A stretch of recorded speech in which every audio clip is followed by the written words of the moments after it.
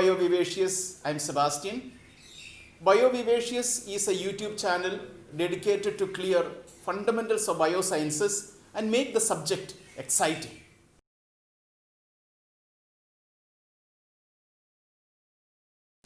We have paid enough attention to clear the fundamentals of how glycogen is synthesized, how branching is formed, how glycogen is broken down, how the branching is removed, and how glycogen contributes towards making glucose concentration stable in blood.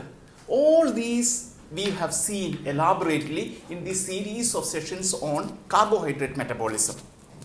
Now what we are going to focus is regulation of glycogen metabolism, because the regulation of glycogen metabolism, especially the coordinated regulation of glycogenolysis and glycogenesis, is very, very important. And we are going to focus on these two pathways, how the coordinated regulation will happen. More and more it is becoming clear to us that the regulation of glycogen metabolism is more of an interlocking mechanism. The most important enzyme which regulates glycogen metabolism is glycogen phosphorylase. So let us look at the glycogen phosphorylase. Now glycogen phosphorylase, it's a big enzyme, large enzyme with 842 amino acids. So if you look at these 842 amino acid, 1 to 484 amino acid, which is the N terminus of the amino acid, it forms a large subunit, and the remaining portion becomes a small subunit. And the molecular weight of this enzyme is 97.4 kilodalton. And this enzyme, it is a dimeric enzyme. So this dimeric enzyme, the cofactor of this enzyme is pyridoxal phosphate. So therefore you will find that pyridoxal phosphate, maximum pyridoxal phosphate is present in muscle. So these each of these identical subunit has got an active site, and it also has got an allosteric site, so which is very important. And the most important amino acid in terms of regulation through covalent modification is the 14th residue, which is a serine. So these are some of the basic things we need to know about this glycogen phosphorylase enzyme. So now let us look at how exactly this enzyme is regulated. When we discuss about the regulation of glycogen metabolism, we need to look at the two different locations where this regulation operates. One is muscle, other one is liver. Let us see what happens in muscle. In muscle, this glycogen phosphorylase, it exists in two forms, two conformations. One, let us denote the glycogen phosphorylase in this form. So this is glycogen phosphorylase, So this is a dimeric form. Okay. So this dimeric form, it is in equilibrium with the other form of glycogen phosphorylase. So that form let us denote in this manner. So this is a dimeric form. This is also glycogen phosphorylase. These two forms exist in an equilibrium. Which are these two forms? One can see from the figure. So it is a tensed form. The other one is a relaxed form. So this glycogen phosphorylase, which is a relaxed form, this form which is present in muscle, the main function of this glycogen phosphorylase is to give energy. Okay, the main purpose is to give energy, to produce, convert glycogen to glucose and yield energy. That is the main purpose. So therefore, this T2R exists in an equilibrium. So this glycogen phosphorylase, which is mostly in the inactive form, let us call this one glycogen phosphorylase B. Okay, so this is glycogen phosphorylase B, which is the inactive form. Now this inactive form, it can be made active because it will respond to changes in energy level, especially in the adenylate energy charge. So when the adenylate energy charge, that is an indicator of adenylate energy charge is the level of AMP and also the level of inorganic phosphate. So these are indication that the energy level is low. When the energy level is low, glycogen phosphorylase, which is in the inactive form. So therefore, let us call that this is in the least active form. Okay, in the least active form. So this least active form, when the energy level is low, it will be converted to its active form. So therefore, this is active. Now remember, it is not fully active, it is partly active. So this enzyme will be partly active form. The muscle glycogen phosphorylase, it shows cooperativity.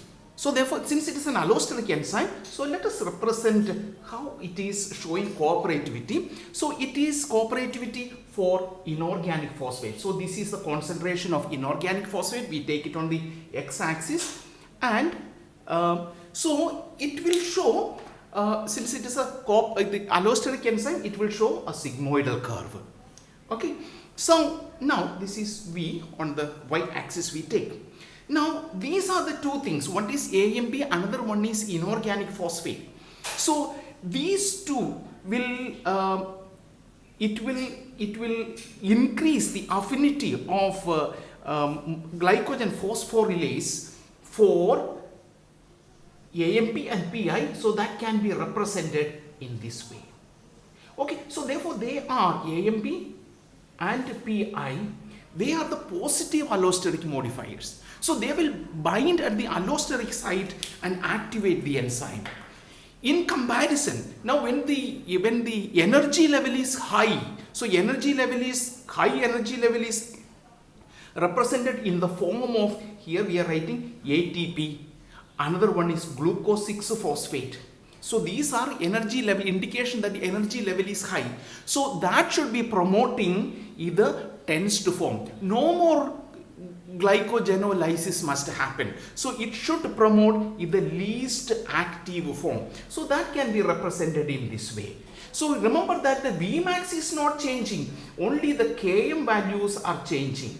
So this is an indication that this is ATP or glucose 6-phosphate. So this is something that we need to understand, how the allosteric modifier regulate the activity of glycogen phosphorylase. If this is what is happening in muscle, let us see what happens in liver. In liver, the glycogen phosphorylase is an isoenzyme. About 90% of the amino acid residues are the same, only 10% variation. But in the role of glycogen phosphorylase in liver is mainly to maintain blood glucose level. It is not meant for energy production. So therefore, you should know that glycogen phosphorylase must always remain in its active form. So therefore, let us denote that glycogen phosphorylase, which is in an active form, it is like this. So therefore, this is existing in the R form, in the relaxed form. So this is glycogen phosphorylase. So in the glycogen phosphorylase, which is present in liver, let us call it glycogen phosphorylase A. And this form is also in equilibrium with the glycogen phosphorylase. Okay, so this is the tensed form. So it is less active. So this will be more active, and this is less active, and this is the form which is prevalent in the liver. Now, what can regulate this is, the most active form can be converted to a less active form by the presence of glucose. Remember, glucose or glucose 6-phosphate is an indication that glucose is available. So there is no need, glucose is available. So keep the less active form prominent. So therefore, it will convert the most active form into the less active form. So this is how allosteric regulation occurs. Now remember, this enzyme in the form which is present in liver is not sensitive to AMP molecules. Apart from this allosteric regulation of glycogen phosphorylase, there is one another way this enzyme can be regulated, that is by covalent modification. We mentioned about a serine number 14 which can be covalently modified. So what can happen to this enzyme is this glycogen phosphorylase B can be converted to the glycogen phosphorylase. This is glycogen phosphorylase, the A form. It can be converted to the A form. So therefore you need to phosphorylate it. Since this is a dimer, so 2 ATP is converted to 2 ADP molecules. So it gets phosphorylated at 2 places. So similarly, now we will represent the phosphorylation in glycogen phosphorylase A. That is how we distinguish or differentiate glycogen phosphorylase B from A. A will have phosphorylation and the B will not have phosphorylation. So this phosphorylation is carried out by an enzyme known as glycogen phosphorylase kinase. We have just encountered that enzyme. So glycogen phosphorylase kinase. Okay, now glycogen phosphorylase kinase will phosphorylate and makes this enzyme active. Okay, so now what is important is which of these forms will prevail. Now we know that in muscle, the main purpose is to provide energy. So in muscle you will see that this is the form which is mostly present. Whereas when it comes to liver, main function is blood glucose homeostasis. You will see that this is the most prevalent form. So therefore this is the least active, this is partly active. So this is less active and this is more active. Now we are changing that into most active form is glycogen phosphorylase A in the relaxed conformation. When you have to reverse it, there is another very important enzyme, and that enzyme which plays a very crucial role in glycogen metabolism. That enzyme is it can reverse the phosphorylation, a molecule of what? 2 molecules of water. So 2 Pi are released and the enzyme becomes the in its inactive form, that is glycogen phosphorylase B in the T conformation. This is catalyzed by an enzyme known as phosphoprotein phosphatase. So number 1, phosphoprotein phosphatase, short form is PPI number 1. PPI number 1.